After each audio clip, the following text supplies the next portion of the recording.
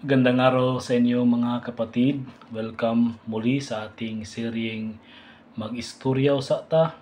So ngayong Sabado Santo, samahan ninyo ako sa isang tahimik na pagninilay, hindi ng takot o lungkot, kundi ng pag-asa. Kapag Sabado Santo, tahimik ang simbahan, walang misa, walang tunog ng kampana, walang koro o walang choir, tila lahat ay huminto. Bakit? Kasi itong araw matapos pumanaw si Jesus at bago ang kanyang muling pagkabuhay para tayong nasa pagitan ng dilim at liwanag sa gitna ng lungkot at tagumpay. Pero tandaan, hindi ito ang araw ng pagkatalo. Ito ay araw ng paghihintay. Sa araw, tahimik ang simbahan. Nilayan natin ang paghihirap at kamatayan ni Kristo. Tahimik na nagdadarasal, tahimik na naghihintay.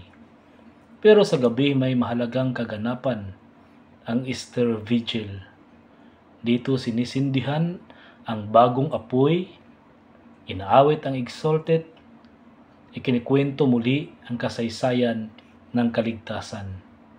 At sa pag-awit ng Alleluia, muling sumisigaw ang pag-asa. Si Kristo'y muling nabuhay. Kaya maaring may mga panahon din sa buhay natin na parang Sabado Santo. Tahimik ang Diyos, wala tayong nararamdaman, walang sagot, pero gaya ni Maria, gaya ng mga alagad, tayo ay naghihintay. Sapagkat ang Diyos, kahit sa katahimikan, nagliligtas. Kahit hindi natin siya maririnig, nagmamahal siya. Kaya mga kapatid, sa katahimikan ng ating mga puso, pagninilay at pagdarasal, tayo ngayon ay magdarasal, sama-sama tayo, at pagnilay-nilayan din natin sa pamamagitan ng ating katahimikan. Namnamin natin ang araw na ito na kung saan si Jesus ay nakahimlay habang tayo'y umaasa sa kanyang pagbabalik.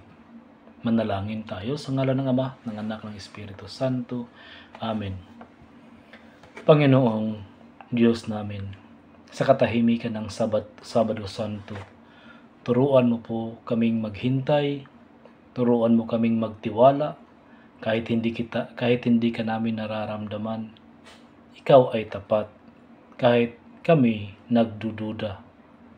Panginoon, tulungan mo po kaming aming malalagpasan ang dagok ng aming buhay, at tulungan mo rin kaming bigyan ng lakas upang kami magpatuloy sa aming paglalakbay kasama kayo.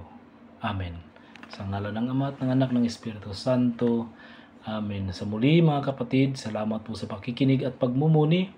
Huwag tayong matakot sa katahimikan dahil sa likod nito may Diyos na kumikilos. May liwanag na muling sisikat.